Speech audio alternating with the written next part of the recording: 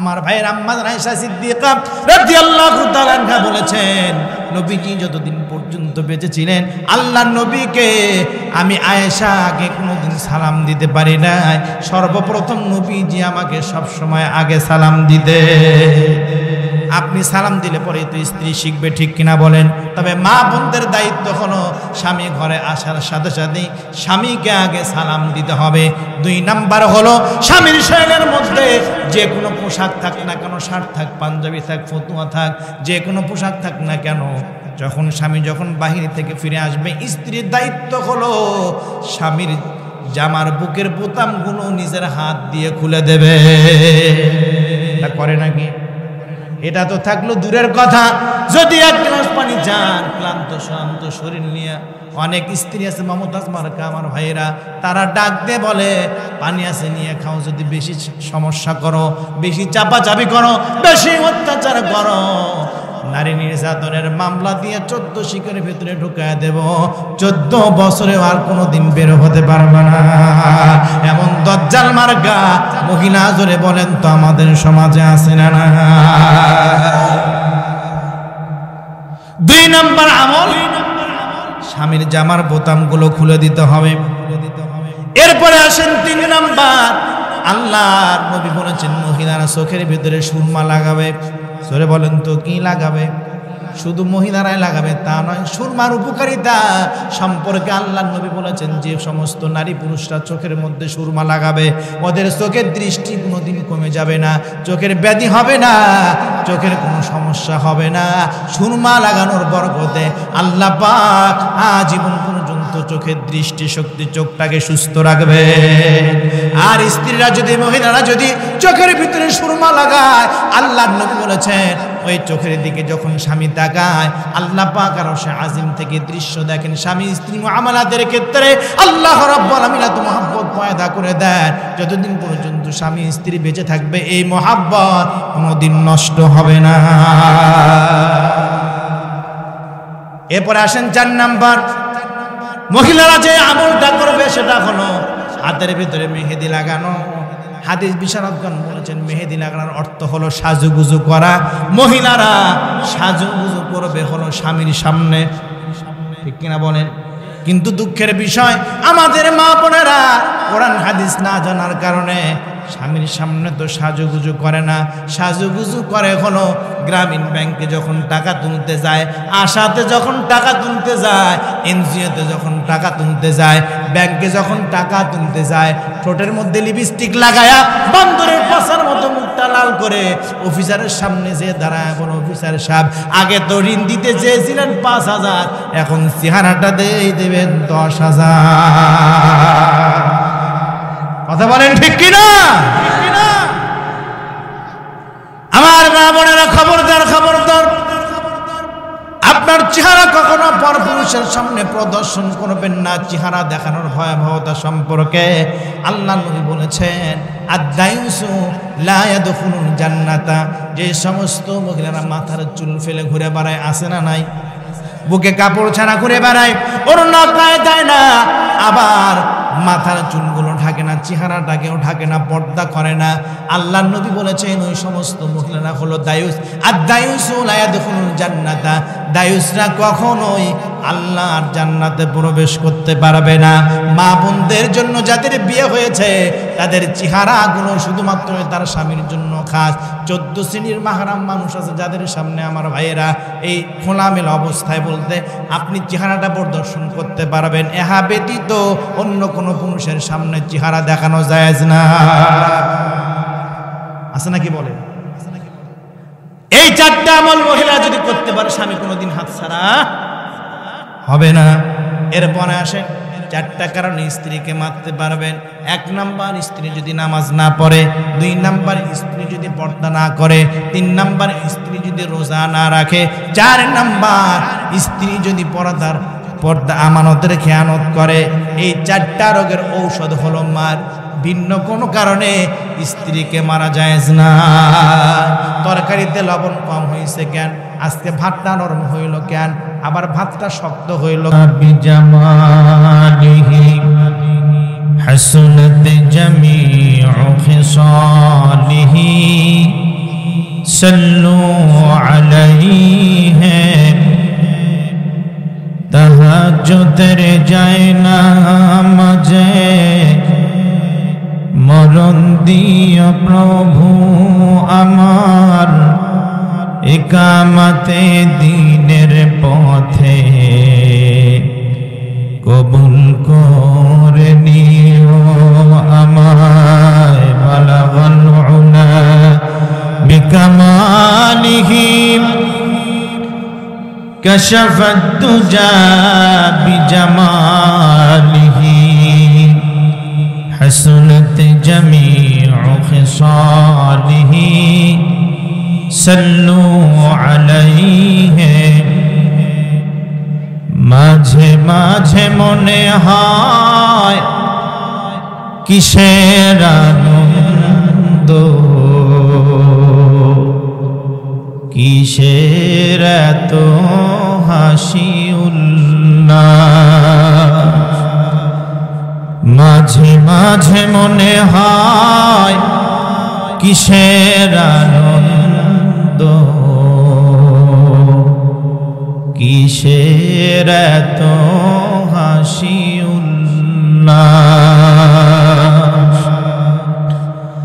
মা বাবা ভাই বোন আছে যত সাজন মা বাবা ভাই বোন আছে যত সাজন সব কিছু ছেড়ে কোথায় হবে বসবাস মাঝে মাঝে মনে হয় কিসের আনন্দ কিসের এত হাসি উল্লাস মাঝে মাঝে মনে হয় কিসের আনন্দ কিসের এত হাসি উল্লাস ঐতিহ্যবাহী জামালপুর জেলার অন্তর্গত বক্সিগঞ্জ থানার পানাতিয়াপাড়া হিফজুল কোরআন মাদ্রাসা কর্তৃক আয়োজিত তৃতীয় বার্ষিক আজকের তাফসিরুল কোরআন মাহফিলের মুআজ্জাজ মুকাররম সম্মানিত সভাপতি মহোদয়, মঞ্চে উপস্থিত সর্বকালের সর্বযুগের সকল আম্বিয়াদের রুহানি আওলাদ, নায়েব রাসূল জাতির শ্রেষ্ঠ সন্তান হযরত উলামায়ে কেরাম, আমার সামনে উপস্থিত বিভিন্ন এলাকা থেকে আগত ইসলাম প্রিয় মুসলিম তৌহিদি জনতা, পর্দার আড়ালে সম্মানিতা আমার মা ও বোনেরা, সকলকে শ্রদ্ধার অসীমতায় সিক্ত করছি, অভিনন্দিত করছি। সকলে মিলে সে মহান মালিকের দরবারে কালিমাতুশ শুকর আদা করছি যে মহান আল্লাহ সুবহানাহু ওয়া তাআলা জনবহুল এলাকার মাঝ থেকে আমাদের মতো গুনাহগারদেরকে বেছে নিয়ে জান্নাতের বাগান, কোরআনের মাজলিস, কোরআন শুনবার জন্য বসার তৌফিক দান করেছেন। এজন্য সকলে জবান খুলে জোরে সোরে পড়ি আলহামদুলিল্লাহ।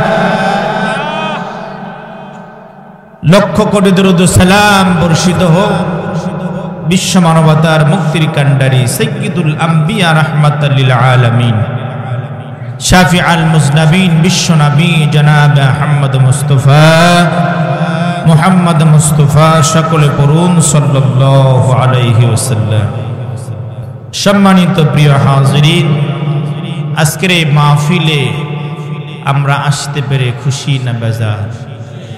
সন্ধ্যা থেকে এ পর্যন্ত কোরআন এবং হাদিসের বাণী শুনে আমি আশা করছি আপনাদের তৃষিত হৃদয় তৃষ্ণা নিবারণ হয়েছে।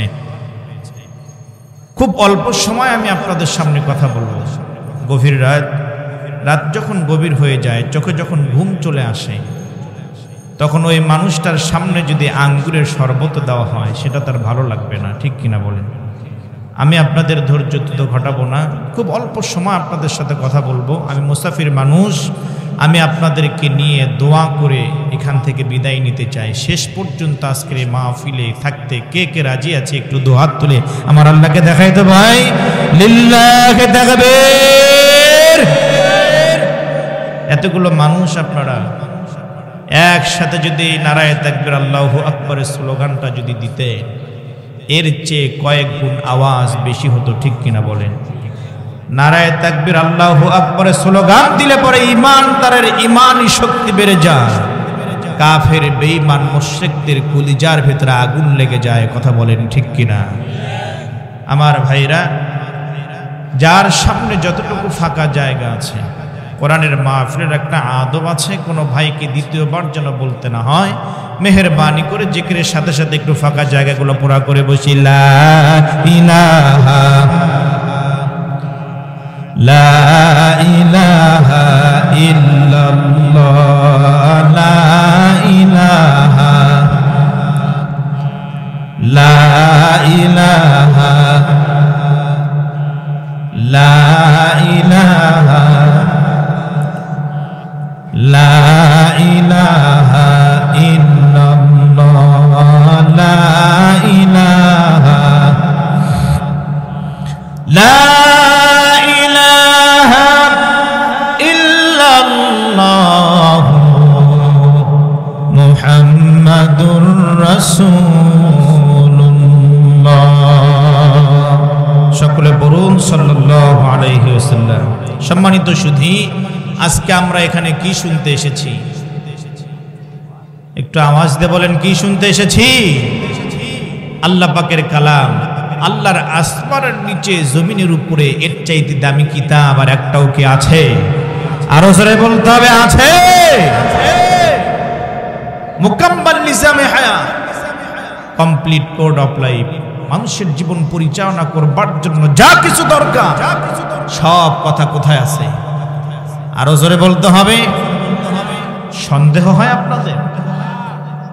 মানুষের জন্ম থেকে শুরু করে নিয়ে মৃত্যু পর্যন্ত, রান্নাঘর থেকে শুরু করে নিয়ে বঙ্গভবন পর্যন্ত, সংসদ পর্যন্ত, মানুষের জীবন পরিচালনা করবার জন্য যা কিছু দরকার সব কথা কোথায় আছে? আরো জোরে বলতে হবে, কোথায় আছে? কিন্তু দুঃখজনক হলেও সত্য, একবিংশ শতাব্দীর সূচনা লগ্নে বাংলাদেশ সহ তামাম পৃথিবীতে কিছু বুদ্ধিজীবীর আবির্ভাব ঘটেছে, যারা রাতের আধারে, রাত্রেবেলায় টিভি টকশোগুলোতে যে আওয়াজ তুলছে, আধুনিক যুগে, স্মার্ট যুগে, ডিজিটাল যুগে কোরআন দিয়ে সমাজ পরিচালনা করা সম্ভব নয়। কোরআনুল কারীমের মাহফিল থেকে আমরা দায়িত্বহীন ভাষায় বলতে চাই, যুগের সমস্ত আধুনিকতাকে আঁকড়ে ধরে আল্লাহর কোরআন পৃথিবীর বুকে নাজিল হয়েছে। কথা বলেন ঠিক কিনা? বাদলে কা জামানা লাখ মাগার কোরআন না বদলে জায়গা, পৃথিবীর সব কিছু পরিবর্তন হতে পারে, আল্লাহর কোরআনুল কারীমের পরিবর্তন কোশ্চিন কালেও সম্ভব নয়। পৃথিবীতে যত তন্ত্র আসবে, পৃথিবীতে যত মন্ত্র আসবে, পৃথিবীতে যত মানব রচিত আইন তৈরি হবে, সকল কিছুর ভিতরে আল্লাহর কোরআন হলো শুদ্ধতার মানদণ্ড। কোরআন ব্যতীত অন্য কিছু মানুষের কল্যাণ করতে পারে না। কোরআন ব্যতীত পৃথিবীতে যা কিছু হবে তা হবে মানবতার জন্য ধ্বংসের জীবাণু। কথা বলেন ঠিক কিনা? আমার ভাইরা, এ কোরআন পৃথিবীতে এসেছে মানুষদেরকে অন্ধকার থেকে আলোর দিকে আনয়ন করবার জন্য, পথহারা, নির্যাতিত, নিপীড়িত, বঞ্চিত মানুষদের অধিকার ফিরিয়ে দেওয়ার জন্য, জাহান্নামী মানুষদেরকে জান্নাতের রাস্তা দেখাবার জন্য আল্লাহ পাক আসমান থেকে নাজিল করলেন কি? আরো জোরে বলেন কি? এ কোরআন যারা শুনবে আর এ কোরআন যারা মানবে, কোরআনের আনুগত্য যারা করবে, আল্লাহ রাব্বুল আলামিন তাদেরকে হেদায়েত দান করে দেবে। আরো আসতে বলেন। আমরা তো উল্টো জাতি, যদি বলে আসতে তখন বলে জোরে, আর জোরে বলতে বলে আসতে, ঠিক কিনা বলেন? বক্তার বক্তৃতা তখনই ভালো হয় যখন শ্রোতারা তখন সেটাকে সাপোর্ট করে, আওয়াজ দেয়, ঠিক কিনা বলেন? মিজানের পাল্লা কিয়ামতের দিন সবচাইতে নেকির পাল্লা, যে আমলগুলো, যে ইস্তেগফারগুলো বেশি হবে, সেগুলো হচ্ছে সুবহানাল্লাহ, আলহামদুলিল্লাহ, আল্লাহু আকবার। আল্লাহ রাব্বুল আলামিন বলেন, আল্লাযীনা ইয়াসতামিউনাল কওলা ফায়াত্তাবিউনা আহসানাহু উলাইকাল্লাযীনা হাদাহুমুল্লাহ।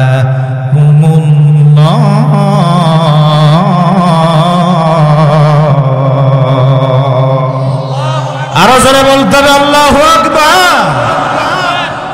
আমার ভাইয়েরা, আল্লাহ রাব্বুল আলামিন বলেন, আল্লাযীনা ইয়াসতামিউনাল কওলা, যারা এই কোরআনুল কারীমের কথাগুলো শুনবে, ফায়াত্তাবিউনা, কোরআন শোনার পরে যারা ইত্তেবা করবে, আল্লাহ পাক বলেন উলাইকাল্লাযীনা হাদাহুমুল্লাহ, আমি আল্লাহ রাব্বুল আলামিন তাদেরকে হেদায়েত দান করে দেব। আমার ভাইরা, বাংলাদেশে ইসলামিক ফাউন্ডেশনের জরিপে দেখা যায় মাহফিলের সময় বাংলাদেশে মাহফিলের সিজনে প্রতিদিন গড়ে প্রায় ৭,০০০-এর অধিক মাহফিল বাংলাদেশে অনুষ্ঠিত হয়। কতগুলো মাহফিল বাংলাদেশে? প্রায় মসজিদের সংখ্যা ইসলামিক ফাউন্ডেশনের জরিপে যেটা এসেছে, প্রায় 10 লক্ষেরও অধিক মসজিদ।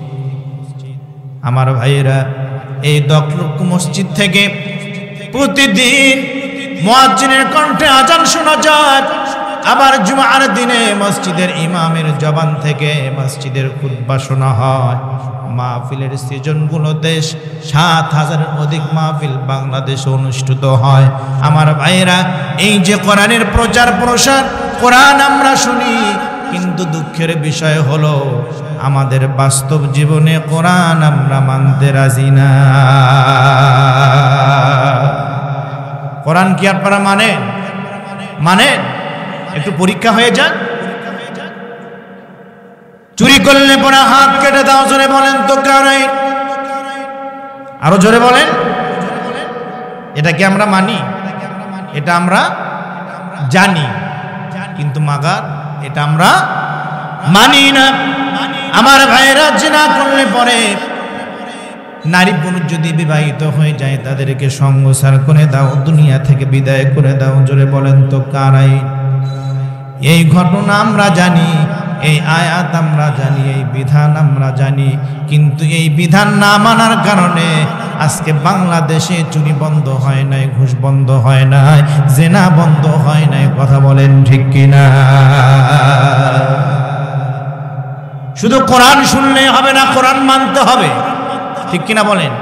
এ কোরআন যদি আপনি মানেন, সমাজের ভিতরে চুরি থাকবে না, ডাকাতি থাকবে না, দুর্নীতি থাকবে না, সুদ থাকবে না, ঘুষ থাকবে না, বেনামাজি থাকবে না, কেউ মানুষের অধিকার নষ্ট করতে পারবে না, কেউ কাউকে অন্যায়ভাবে হত্যা করতে পারবে না, ক্ষমতার দাপট দেখিয়ে কোনো মানুষ কারো উপরে জুলুম করতে পারবে না। আল্লাহ রাব্বুল আলামিন কুদরতি মদদ দিয়ে সমাজটাকে সোনার সমাজে পরিণত করে দেবে, ঠিক কিনা? জোরে গো আমার ভাইয়েরা, যে কোরআন শুনলে পরে সমাজে শান্তি আসে, যে কোরআন শুনলে পরে সুদ দূর হয়ে যায়, দুর্নীতি বন্ধ হয়ে যায়, যে কোরআন শুনলে পরে জান্নাতের রাস্তা খুঁজে পাওয়া যায়, সে কোরআন থেকে আলোচনা শোনার দরকার জোরে বলেন তো আছে না? আমি সূরা তাওবা 112 নম্বর আয়াতে কারিমা তেলাওয়াত করেছি। আল্লাহ পাক যদি কবুল করে, এই আয়াতের প্রেক্ষাপটে কিছু কথা বলবো ইনশাআল্লাহ। আর এরই পাশাপাশি মা বোনদের জন্য রিজার্ভ পয়েন্টে স্পেশাল ভাবে কিছু আলোচনা করা অত্যন্ত জরুরি দরকার, কারণ ওনারাই দেশের সরকার, ঠিক কিনা? জোরে কন। দস্তার চাইতে সস্তা আর বস্তার চাইতে ভারী, তা হলো আমাদের বাংলাদেশের নারী। আমি কি তাদের জন্য কিছু না বলে পারি? মা বোনদের জন্য রিজার্ভ পয়েন্টে কিছু আলোচনা করতে হবে, কারণ দেশের বিভিন্ন জায়গায় প্রত্যন্ত অঞ্চলে কোরআনুল কারীমের দাওয়াত যখন আমরা নিয়ে যাই, অনেক সময় মহিলা প্যান্ডেল থেকে আমাদের কাছে চিঠি লিখে পাঠায় দেয়, হুজুর আলোচনা অনেক সুন্দর করেছেন, আমার খুব ভালো লেগেছে, কিন্তু আমার একটা অবজেকশন আপনার কাছে, মেহেরবানি করে এই সমস্যার সমাধান আপনি আমাকে দিয়ে যাবেন। বলে কি সমস্যা? বলে আমি হালাল স্ত্রী ঘরে থাকার পরেও আমার স্বামী অন্য জায়গায় তাফালিং মারে, অন্য জায়গায় সময় কাটায়, অন্য জায়গায় তাফালিং মারে, অন্য জায়গায় সময়গুলো কাটিয়ে দেয়। টাকা পয়সা ধন সম্পদের কোনো অভাব নাই, কিন্তু আমার সংসারের মধ্যে কোনো শান্তি নাই। মেহেরবানি করে মাহফিল থেকে ফেরার পথে আমার জন্য একটা তাবিজ দিয়ে যাবেন। জোরে বলেন তো, কি দিয়ে যাবেন? আরো জোরে বলতে হবে, কি দিয়ে যাবে? মহিলারা কিন্তু তাবিজের খুব ভক্ত, ঠিক কিনা বলেন? জিজ্ঞেস করা হয় তাবিজ দিয়ে কি করবেন, মহিলা জবাব দিয়ে দেয় রাতের বেলা এক গ্লাস পানির মধ্যে তাবিজটা চুবায় রাখবো, পরের দিন সকালবেলা তাবিজ ধোয়া পানি আমার স্বামীরে খাওয়ায়া দেব। আল্লাহ পাক যদি কবুল করেন তাহলে তাবিজের বরকতে আমার স্বামীর চরিত্র ভালো হয়ে যাবে। জোরে কোন নাউজুবিল্লাহ। তাবিজ দিয়ে কি সমস্যার সমাধান করা সম্ভব? কথা বলেন। এই মহিলার যে সমস্যা দূর করতে হলে নবীর আদর্শ আর আল্লাহর কোরআনের বিধান প্রয়োজন, ঠিক কিনা বলে? এই জন্য আল্লাহর নবী বলেছেন হালাল স্ত্রী ঘরে থাকার পরেও যেই সমস্ত মহিলাদের স্বামী অন্য জায়গায় তাফালিং মারে, অন্য জায়গায় সময় কাটায়, মদিনাওয়ালা নবী বলেছেন ওই সমস্ত মহিলারা যদি 4টা আমল করতে পারে, স্বামী কোনোদিন হাতছাড়া হবে না, অন্য জায়গায় তাফালিং মারবে না, অন্য জায়গায় সময় কাটাবে না। একটু আওয়াজ দিয়ে বলেন তো, শর্ত হলো কয়টা? বিবিদেরকে মারবেন না, স্ত্রীদেরকে মারা হারাম, তবে কিছু কিছু কারণে না মারলেও কিন্তু চলবে না, ঠিক কিনা বলেন? 4টা কারণে স্ত্রীকে মারতে পারবেন, তাহলে 4 আর 4 কত হলো? আর স্ত্রীকে মারতে যে স্ত্রী শরীরের মধ্যে 4টা বিশেষ জায়গা আছে, যেই জায়গাগুলোতে মারা যাবে না। এখন আপনি না জেনে আঘাত করেছেন, স্ত্রীর একটা অঙ্গ বিকলাঙ্গ হয়ে গিয়েছে, আল্লাহি আল্লাহর কসম করে বলছি, আপনি হাজী হন, গাজী হন, মুহাদ্দিস হন, আর যত বড় মুফাসসির হন না কেন, স্ত্রীর নষ্ট অঙ্গের দাম না দেওয়া পর্যন্ত কিয়ামতের দিন আল্লাহর জান্নাতের ফয়সালা হবে না। তাহলে 8 আর 4 কত হলো? এই 12টা আমল শেষ পর্যন্ত শোনার দরকার আছে না নাই? আরো যারা বলতে হবে, আছে না নাই?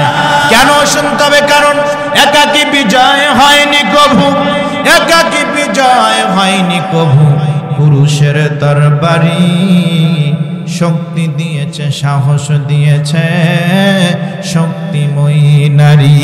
এই পৃথিবীতে আছে যত চিরকল্যাণকর, অর্ধেক দান করেছে নারী, অর্ধেক তার কথা বলেন, ঠিক কিনা? কয়টা আমল? আরো জোরে বলেন, শুনবেন তো ইনশাআল্লাহ। চলুন কাম টু পয়েন্ট। সূরা তাওবা 112 নম্বর আয়াতে কারিমা তেলাওয়াত করেছি। আল্লাহ বাক্যি নির্দেশনা দিয়েছেন আমাদেরকে আয়াতে কারিমায়। চলুন দেখে আসি, দল মত নির্বিশেষে আমার সাথে সকলে পড়ুন। আউযু বিল্লাহি মিনাশ শাইতানির রাজীম। বিসমিল্লাহির রাহমানির রাহিম। আত-তাইবুনাল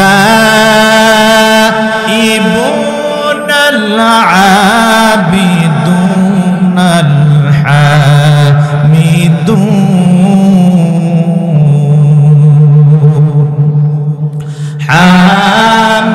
হামিদুনাস সাইহুনার রাকিউন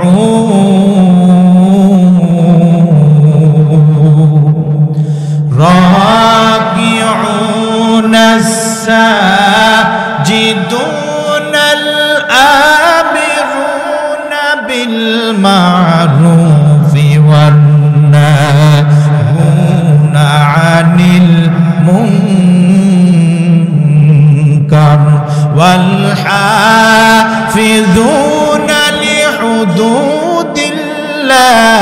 ওয়া বাশশিরিল মুমিনিন। দুই হাত তুলে বলেন আল্লাহু আকবার। আরো জোরে বলতে হবে আল্লাহু আকবার।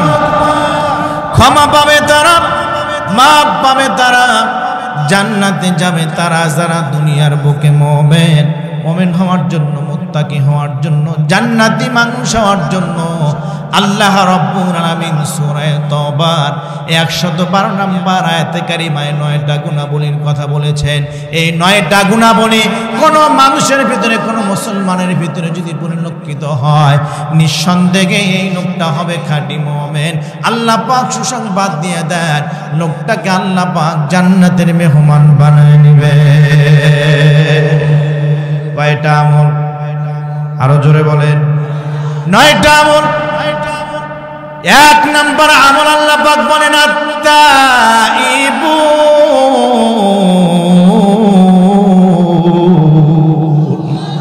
আরো জোরে বলতে হবে আল্লাহু আকবার। তারা হবে তওবাকারী।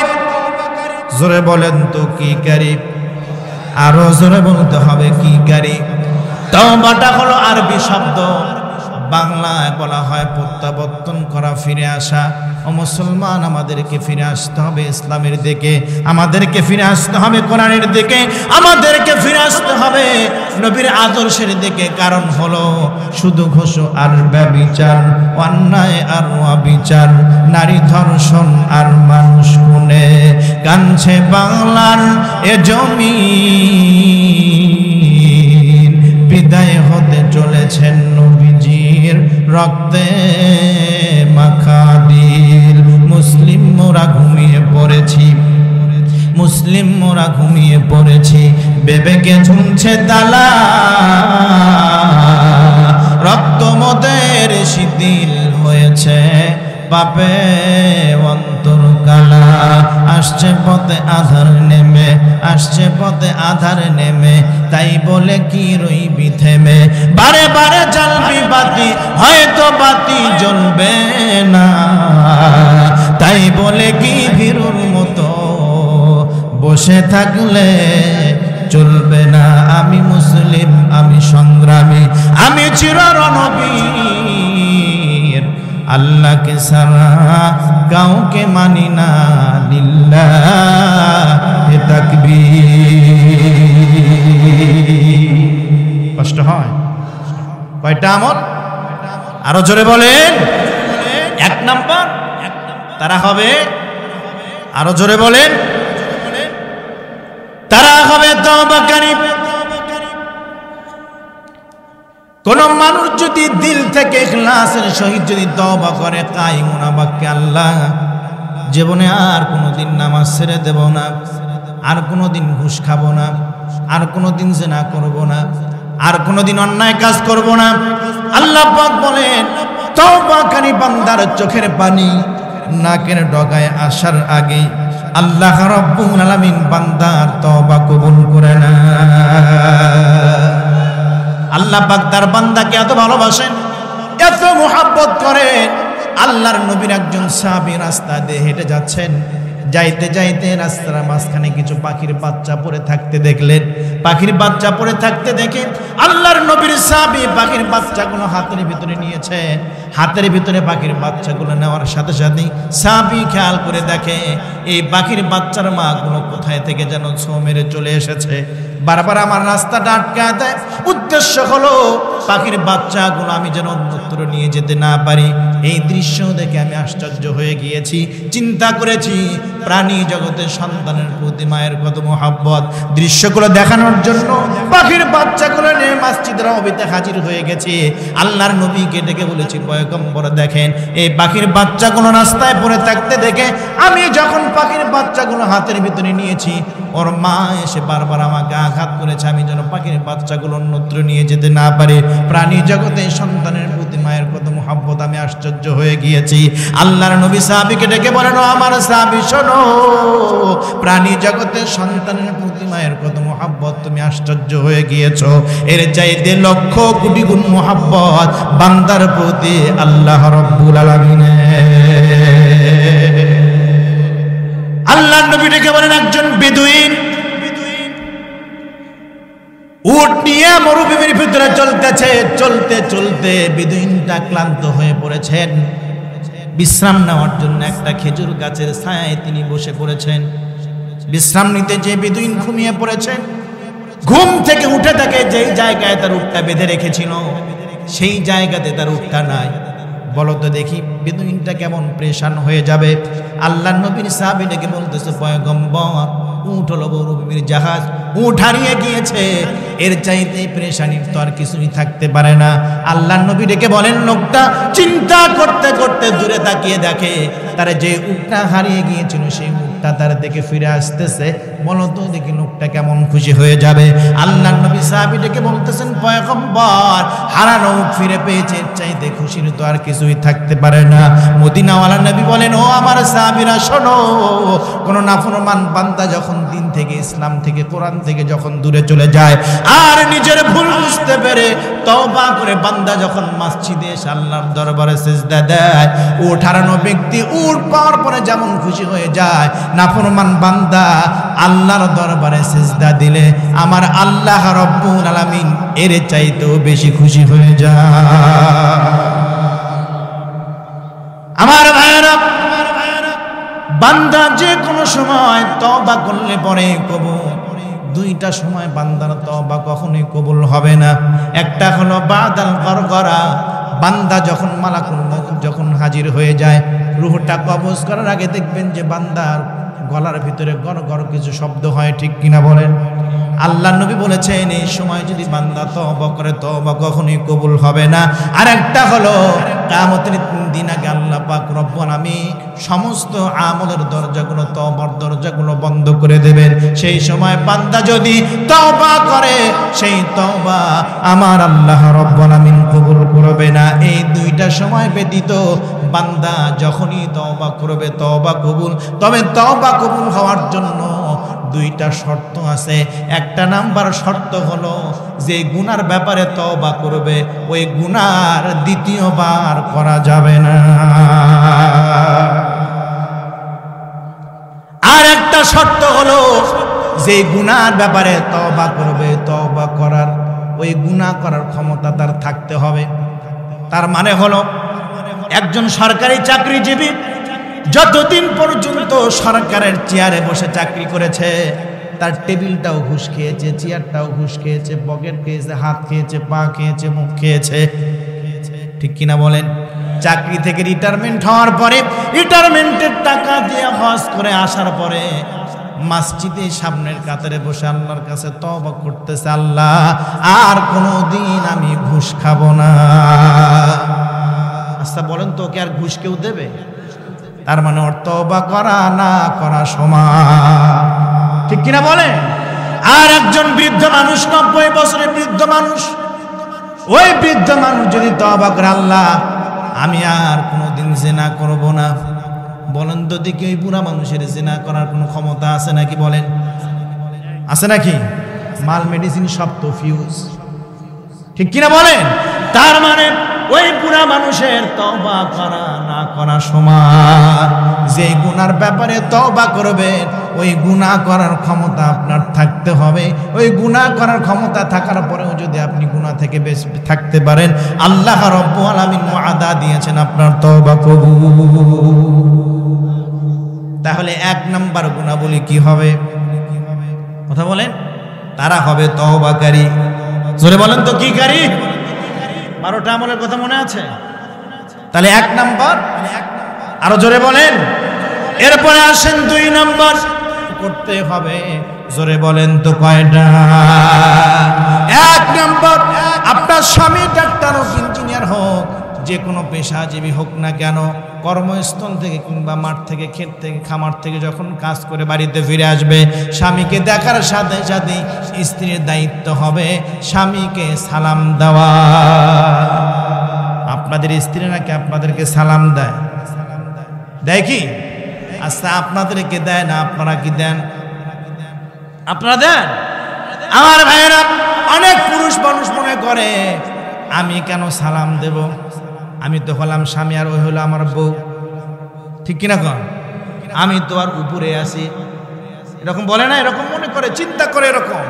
না না, আমার ভাইয়ের আম্মা আয়েশা সিদ্দিকা রাদিয়াল্লাহু তাআলা আনহা বলেছেন, নবীজি যতদিন পর্যন্ত বেঁচে ছিলেন আল্লাহর নবীকে আমি আয়েশা আগে কোনোদিন সালাম দিতে পারি নাই। সর্বপ্রথম নবীজি আমাকে সব সময় আগে সালাম দিতে। আপনি সালাম দিলে পরে তো স্ত্রী শিখবে, ঠিক কিনা বলেন? তবে মা বোনদের দায়িত্ব হলো স্বামী ঘরে আসার সাথে সাথে স্বামীকে আগে সালাম দিতে হবে। 2 নাম্বার হলো স্বামীর শরীরের মধ্যে যে কোনো পোশাক থাক না কেন, শার্ট থাক, পাঞ্জাবি থাক, ফতুয়া থাক, যে কোনো পোশাক থাক না কেন, যখন স্বামী যখন বাহির থেকে ফিরে আসবে, স্ত্রীর দায়িত্ব হলো স্বামীর জামার বুকের বোতামগুলো নিজের হাত দিয়ে খুলে দেবে। তা করে নাকি? এটা তো থাকলো দূরের কথা, যদি এক গ্লাস পানি চান ক্লান্ত শ্রান্ত শরীর নিয়ে, অনেক স্ত্রী আছে মমতাজ মার্কা আমার ভাইয়েরা, তারা ডাক দিয়ে বলে পানি আছে নিয়ে খাও, যদি বেশি সমস্যা করো, বেশি চাপাচাপি করো, বেশি অত্যাচার করো, নারী নির্যাতনের মামলা দিয়ে 14 শিখরের ভিতরে ঢুকায় দেব, 14 বছরে আর কোনোদিন বের হতে পারবে না। এমন দজ্জাল মার্কা মহিলা জোরে বলেন তো আমাদের সমাজে আছে না? 2 নাম্বার আমল, স্বামীর জামার বোতামগুলো খুলে দিতে হবে। এরপরে আসেন 3 নাম্বার, আল্লাহর নবী বলেছেন মহিলারা চোখের ভিতরে সুরমা লাগাবে। জোরে বলেন তো কি লাগাবে? শুধু মহিলারাই লাগাবে তা নয়, সুরমার উপকারিতা সম্পর্কে আল্লাহর নবী বলেছেন যে সমস্ত নারী পুরুষরা চোখের মধ্যে সুরমা লাগাবে ওদের চোখের দৃষ্টি কোনোদিন কমে যাবে না, চোখের ব্যাধি হবে না, চোখের কোনো সমস্যা হবে না। সুরমা লাগানোর বরকতে আল্লাহ পাক আজীবন পর্যন্ত চোখের দৃষ্টি শক্তি, চোখটাকে সুস্থ রাখবে। আর স্ত্রীরা যদি, মহিলারা যদি চোখের ভিতরে সুরমা লাগায়, আল্লাহর নবী বলেছেন ওই চোখের দিকে যখন স্বামী তাকায় আল্লাহ পাক আরশে আজিম থেকে দৃশ্য দেখেন। স্বামী স্ত্রী মুআমালাতের ক্ষেত্রে আল্লাহ রাব্বুল আলামিন এত মহব্বত পয়দা করে দেন, যতদিন পর্যন্ত স্বামী স্ত্রী বেঁচে থাকবে এই মহব্বত কোনোদিন নষ্ট হবে না। এরপরে আসেন 4 নাম্বার, মহিলারা যে আমলটা করবে সেটা হলো হাতের ভিতরে মেহেদি লাগানো। হাদিস বিশারদগণ বলেছেন মেহেদি লাগানোর অর্থ হলো সাজুগুজু করা। মহিলারা সাজুগুজু করবে হলো স্বামীর সামনে, ঠিক কিনা বলেন? কিন্তু দুঃখের বিষয় আমাদের মা বোনেরা কোরআন হাদিস না জানার কারণে স্বামীর সামনে তো সাজুগুজু করে না, সাজুগুজু করে হলো গ্রামীণ ব্যাংকে যখন টাকা তুলতে যায়, আশাতে যখন টাকা তুলতে যায়, এনজিওতে যখন টাকা তুলতে যায়, ব্যাংকে যখন টাকা তুলতে যায়, ঠোঁটের মধ্যে লিপস্টিক লাগায়া বান্দরের পাশার মতো মুখটা লাল করে অফিসারের সামনে যে দাঁড়ায়, বলো অফিসার সাহেব আগে তো ঋণ দিতে চেয়েছিলেন 5,000, এখন চেহারাটা দিয়ে দেবেন 10,000। কথা বলেন ঠিক কিনা? আমার মা বোনেরা খবরদার, খবরদার, আপনার চেহারা কখনো পরপুরুষের সামনে প্রদর্শন করবেন না। চেহারা দেখানোর ভয়াবহতা সম্পর্কে আল্লাহ নবী বলেছেন আদ-দায়ুসু লা ইয়াদখুলুল জান্নাতা, যে সমস্ত মহিলারা মাথার চুল ফেলে ঘুরে বেড়ায়, আছে না নাই? বুকে কাপড় ছাড়া ঘুরে বেড়ায়, ওড়না গায়ে দেয় না, আবার মাথার চুলগুলো ঢাকে না, চেহারাটাকেও ঢাকে না, পর্দা করে না। আল্লাহর নবী বলেছেন ওই সমস্ত মহিলারা হলো দায়ুস। আর দায়ুসু লা ইয়াদখুলুল জান্নাতা, দায়ুসরা কখনোই আল্লাহর জান্নাতে প্রবেশ করতে পারবে না। মা বোনদের জন্য যাদের বিয়ে হয়েছে তাদের চেহারাগুলো শুধুমাত্র তার স্বামীর জন্য খাস। 14 শ্রেণীর মাহরাম মানুষ আছে যাদের সামনে আমার ভাইয়েরা এই খোলামেলা অবস্থায় বলতে আপনি চেহারাটা প্রদর্শন করতে পারবেন, এহা ব্যতীত অন্য কোনো পুরুষের সামনে চেহারা দেখানো জায়েজ না। আছে নাকি বলে? এই 4টা আমল মহিলা যদি করতে পারে স্বামী কোনোদিন হাতছাড়া হবে না। এরপরে আসেন 4টা কারণে স্ত্রীকে মারতে পারবেন। 1 নাম্বার, স্ত্রী যদি নামাজ না পড়ে। 2 নাম্বার, স্ত্রী যদি পর্দা না করে। 3 নাম্বার, স্ত্রী যদি রোজা না রাখে। 4 নাম্বার, স্ত্রী যদি পর্দা আমানতের খেয়ানত করে। এই 4টা রোগের ঔষধ হলো মার। ভিন্ন কোনো কারণে স্ত্রীকে মারা জায়েজ না। তরকারিতে লবণ কম হয়েছে কেন, আজকে ভাতটা নরম হইল কেন, আবার ভাতটা শক্ত হইল কেন, এগুলোর জন্য স্ত্রীকে মারা জায়েজ না। কিন্তু মারে এগুলো কারণে, নামাজ পড়েছে কিনা খোঁজ নাই, পর্দা করেছে কিনা খোঁজ নাই, ঠিক কিনা বলেন আমার ভাইয়েরা? আপনার স্ত্রী যদি নামাজ না পড়ে, স্ত্রী যদি রোজা না রাখে, স্ত্রী যদি পর্দা না করে, একজন মহিলার জন্য 3 জন পুরুষ জাহান্নামে যাবে। ভাই যাবে, বাবা যাবে, স্বামী যাবে, যদি স্ত্রীটা মহিলাটা যদি সঠিকভাবে পর্দা না করে। স্ত্রীকে মারতে যে স্ত্রী শরীরের মধ্যে 4টা বিশেষ জায়গা আছে, যে জায়গাগুলোতে মারা যাবে না। 1 নাম্বার স্ত্রীর মাথায় মারা যাবে না, 2 নাম্বার স্ত্রীর মুখে মারা যাবে না, 3 নাম্বার স্ত্রীর পিঠে মারা যাবে না, 4 নাম্বার স্ত্রীর বুকের ভিতরে মারা যাবে না। এখন প্রশ্ন জাগতে পারে, হুজুর তাহলে মারবোটা কোথায়? প্রশ্ন জাগে না? আল্লাহ নবী বলেছেন, স্ত্রী যদি অপরাধ করে, স্ত্রীকে যদি শাসন করতে হয়, তাহলে কোমর থেকে নিচের দিকে মারবেন, আর নিচের দিকে মারতে যে লাঠিটা ব্যবহার করবেন, এটা মনে হয় হবে হালুয়া পেন্টি। হ্যাঁ, হালুয়া পেন্টি বোঝেন তো? গরুর হাল চালানোর জন্য অনেক সময় আমাদের কৃষক ভাইরা এগুলো ব্যবহার করে থাকে। না না, আল্লাহর নবী বলেছেন না না, এরকম ব্যাত নয়। আধা হাত মানে 1টা কর, এটা হতে হবে শাহাদাত আঙ্গুলের মতো। আমার ভাইরা বলেন তো দেখি, 1টা কর ব্যাত যদি আপনি মুষ্টি করে ধরেন, বাকি থাকবে আরেক মুষ্টি, ঠিক কিনা বলেন? আচ্ছা বলেন তো দেখি, এই লাঠি দিয়ে যদি আপনার স্ত্রীকে যদি কিয়ামত পর্যন্ত মারতে থাকেন, মারে লাগবে নাকি? এই আলোচনা শোনার পরে কিন্তু আমার মা বোনরা খুশি হয়ে গেছে, ঠিক কিনা কন? মনে মনে দোয়া করতেছে, আল্লাহ এই হুজুরের 100 বছর পর্যন্ত হায়াত দারাজ করে দাও, কারণ যে ওয়াজ করে গেছে তাহলে আগামীকাল থেকে তার মার খাওয়া লাগবে না, ঠিক কিনা কন? এই আলোচনা আমার ভাইরা কুড়িগ্রামের একটা জেলায় থানায় করতেছিলাম। হঠাৎ করে একজন বুড়া মানুষ দাঁড়ায় গেছে, হুজুর এই ওয়াজ বন্ধ করেন, এই ওয়াজ এখানে চলবে না। বললাম, চাচা সমস্যাটা কোথায়? বলে, আমার বাড়িতে যে গিন্নি আছে, এই তো কোদালের ডাটা ছাড়া সোজাই হয় না, এ ওয়াজ এখানে। আমি বললাম, চাচা শোনেন, ভালো ঘরের মেয়ে যদি হয়, স্বামীর চোখের দিকে তাকানোর সাথে সাথে তার খবর হয়ে যাবে, ঠিক কিনা বলেন? আর খারাপ বংশের মেয়ে যদি হয়, এটা যদি তাসলিমা নাসরিন, মমতাজ মার্কা মুন্নিসার মতো যদি হয়, একে মারতে মারতে শেষ করে দেবেন, এটা কোনোদিন স্বামীর কথা শুনতে চাইবে না। এই 12টা আমল নারী পুরুষ উভয়ের জন্য দরকার, কারণ হলো একাকী বিজয় হয়নি কবু, একাকী বিজয় হয়নি কবু, পুরুষের তরবারি শক্তি দিয়েছে, সাহস দিয়েছে শক্তিময়ী নারী। এই পৃথিবীতে আছে যত চিরকল্যাণকর, অর্ধেক তার করেছে নারী, অর্ধেক তার নর। কথা বলেন ঠিক কিনা? রাসূলের কথা শুনলে পরে চোখের পানি চলে আসে, নবীজির কথা শুনলে চোখের পানি চলে আসে, কোরআনের কথা শুনলে চোখের পানি চলে আসে, বদরের কথা শুনলে চোখের পানি চলে আসে, উহুদে নবীজির দান মুবারক শহীদ হয়েছে কথা শুনলে পরে চোখের পানি চলে আসে। কিন্তু আমার ভাইরা, নবীর আদর্শে সমাজ গড়ার মধ্যে আমাদের ভিতরে অনেকের আকাঙ্ক্ষা, আবার অনেকেরই বিরোধিতা করার মানুষ ধরে বলেন তো আছে না নাই? রাসূলের কথা শুনে, নবীজির কথা শুনে সবাই কান্দে, কিন্তু নবীর সমাজ গড়ার কাজে যত দ্বন্দ্ব মনে বাঁধে, ঠিক কিনা গো? রাসূলের কথা শুনলে পরে চোখের পানি চলে আসে, উহুদের ঘটনা শুনলে পরে চোখের পানি চলে আসে, কিন্তু নবীজির আদর্শে সমাজ গড়তে আমরা চাই না। রাসূলের জীবনী শুনলে চোখের পানি চলে আসে, ইসলামের জন্য আমরা দান করতে জানি না। ওই যে একজন পথিকের কথা মনে পড়ে যায়, একজন পথিক তার একটা বিড়াল ছানাকে নিয়ে রাস্তা দিয়ে হেঁটে যায়, রাস্তার মাঝখানে বসে বিড়াল ছানাও কান্না করে, নিজেও কান্না করে। পথিকরা জিজ্ঞেস করে, কান্না করো কেন? বলে, আমার বিড়ালটা কান্না করে, তাই তো আমিও কান্না করি। মানুষেরা বলে, আরে এত ভালো মানুষ, এত বিনয়ী মানুষ, এত ভালো মানুষ আল্লাহর আসমানের নিচে জমিনের উপরে আর কেউ নেই। একজন বুদ্ধিওয়ালা মানুষ জিজ্ঞেস করেছে, তোমার বিড়ালটা কান্না করে কেন? বলে, আমার বিড়াল তার ক্ষুধা পেয়েছে। তোমার ব্যাগের মধ্যে কি? বলে, খাবার। কি খাবার? বলে, মুড়ি আছে, চিড়া আছে। বলে, আরে বেটা, তোমার বিড়াল ক্ষুধার যন্ত্রণায় কান্না করে, তোমার বিড়ালের ক্ষুধা নিবারণ করবার জন্য তোমার ব্যাগ থেকে খাবার বের করে দিলে পরে বিড়ালের কান্না বন্ধ হয়ে যায়। পথিক ডেকে বলতেছে, শোনো, কান্না করতেছি, বিড়াল কান্না করে, আমিও কান্না করি, এতে তো আমার টাকা যায় না।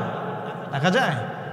টাকা যায় না। আমি যদি চিরা দেই, মুড়ি দেই, আমার তো টাকা যাবে, আমার তো সম্পদ নষ্ট হয়ে যাবে। কান্না করতেছে, এতে টাকা লাগে না। রাসূলের কথা শুনলে চোখের পানি আসে। এগুলো তো বলতে কান্না, আমাদের কান্না তো এমনিতে আসে, কিন্তু টাকার বেলায় নাই। ইন্নাল্লাহা আশতারা মিনাল মুমিনিনা আনফুসাহুম ওয়া আমওয়ালাহুম বিআন্না লাহুমুল জান্নাহ। আল্লাহ পাক মুমিনদের জান এবং মালের বিনিময়ে জান্নাত করে বিক্রি করেছেন, ঠিক কিনা বলেন? আমার ভাইরা, রাসূলের জীবনী শুনতে হবে। রাসূলের জীবন অনুযায়ী, রাসূলের আদর্শ অনুযায়ী আমাদের ব্যক্তি জীবন, পারিবারিক জীবন, সামাজিক জীবন, রাষ্ট্রীয় জীবন, ইন্টারন্যাশনাল জীবন সব কিছু যদি আমরা পরিচালনা করতে পারি, তাহলে রাসূলের আদর্শ মেনে চলা, কোরআন মেনে চলা, দ্বীন মেনে চলার আমাদের যথার্থ হয়ে যাবে, ঠিক কিনা বলেন? আল্লাহ রাব্বুল আমিন আমাদের সকলকে নেক হায়াত দান করুন, হায়াতে তাইয়্যিবা সিহাতে কুল্লিয়া দান করুন। আল্লাহ রাব্বুল আমিন কোরআন এবং হাদিস মেনে আমাদের বাস্তব জীবন পরিচালনা করার তৌফিক দান করুন। আমার ভাইরা, এখন মোনাজাত হবে। এই সমস্ত ভাইরা দাঁড়িয়ে আছেন, বসে পড়েন। আমার ভাইরা, আপনাদের কাছে আকুল আবেদন, আজকে দেখেন আমাদের শিক্ষাঙ্গনের ভিতরে ঘুরে ধরেছে, পচন ধরেছে, ক্যান্সার আক্রান্ত হয়ে গেছে আমাদের শিক্ষাঙ্গন। একটা গান বের হয়েছে কিছুদিন আগে, শুনেছেন? জি ভাই, ছাগলের মাসালা শুনবেন? সময় ভাই নেই, আগামী দিন ইনশাআল্লাহ, আগামী আরেক সময় আসলে পরে আপনাদেরকে শোনাবো। শুনতেই হবে, শুনতে চান? ইনশা জিকির করেন, লা ইলাহা, জোরে লা ইলাহা, লা ইলাহা ইল্লাল্লাহ, লা ইলাহা ইল্লাল্লাহ, লা ইলাহা, লা ইলাহা ইল্লাল্লাহ, মুহাম্মাদুর রাসূলুল্লাহ। ছাগলের মাসালা কি হবে মনে আছে আপনাদের? আমার ভাইয়েরা, ওই যে যুবক চলে গেলেন দুইটা বাটি নিয়ে, ছাগলেই বা লতা পাতাও খায়, রক্ত মাংসও খায়, কি হবে এখন ছাগলের মাসালা, ঠিক কিনা বলেন? ইমামে আজম ডাকতে বলতেছেন, যুবক তুমি বাড়িতে চলে যাও, এইবার তোমাকে যেটা করতে হবে সেইটা হলো, বাড়িতে যাওয়ার পর একটা লাঠি নেবে, লাঠি নিয়ে তোমার ছাগলটাকে আঘাত করা শুরু করে দেবে। আঘাত করতে করতে তোমার ছাগলটা যদি তার জবান দিয়ে ম্যা ম্যা শব্দ যদি বের করে, তাহলে বুঝতে হবে এটা ছাগলের জাত। আর কুকুরের মতো যদি ঘেউ ঘেউ শব্দ করে, তাহলে বুঝতে হবে এটা কুকুরের জাত। আগের মতোই মাসআলা, যদি ছাগলের জাত হয় সামনের অংশটা ফেলে দিয়ে পেছনের অংশটা তুমি খেতে পারবে, কুকুরের জাত হলে মেরে ফেলে মাটির নিচে পতিত করে দেবে। যুবক বাড়িতে চলে গেলেন, ব্যাট নিয়ে ছাগলটাকে আঘাত করা শুরু করে দিলেন। আঘাত করতে করতে করতে করতে আমার ভাইয়ের একটা সময় ছাগলটা জবান দিয়ে ম্যা ম্যা শব্দ বের করে। যুবকটা দরুদি ইমামে আজমের দরবারে এসেছেন, ওগো ইমামে আজম, আপনি তো বলেছিলেন ছাগলটা যদি ম্যা ম্যা শব্দ করে তাহলে হবে এটা ছাগলের জাত। আমি ছাগলটাকে আঘাত করেছি, ছাগল এইবার তার জবান দিয়ে ম্যা ম্যা শব্দ বের করেছে। ইমামে আজম ডাকতে বলতেছে, যুবক যাও যাও, তোমার ছাগলটাকে জবাই করে সামনের অংশটা ফেলে দিয়ে তুমি পেছনের অংশটা খেতে পারবে। জোরে কোন মারহাবা। লা ইলাহা, জোরে লা ইলাহা ইল্লাল্লাহ, লা ইলাহা, লা ইলাহা ইল্লাল্লাহ, মুহাম্মাদুর রাসূলুল্লাহ। সবাই পড়েন সাল্লাল্লাহু আলাইহি ওয়াসাল্লাম। আমার ভাইয়ের, আজকের এই মাহফিল আয়োজন থেকে আমরা কি বুঝতে পারলাম, কি শিখতে পারলাম? নিজের বিবেককে যদি প্রশ্ন করি, নিজের আকলকে যদি প্রশ্ন করি, আমাদের জবাব আসবে সন্ধ্যা থেকে নিয়ে পর্যন্ত ওলামায়ে কেরামের জবান থেকে যে আলোচনাগুলো শুনেছি, অর্থ এটাই, কোরআন আর হাদিস অনুযায়ী আমাদের জীবনকে পরিচালিত করতে হবে, ঠিক কিনা বলেন?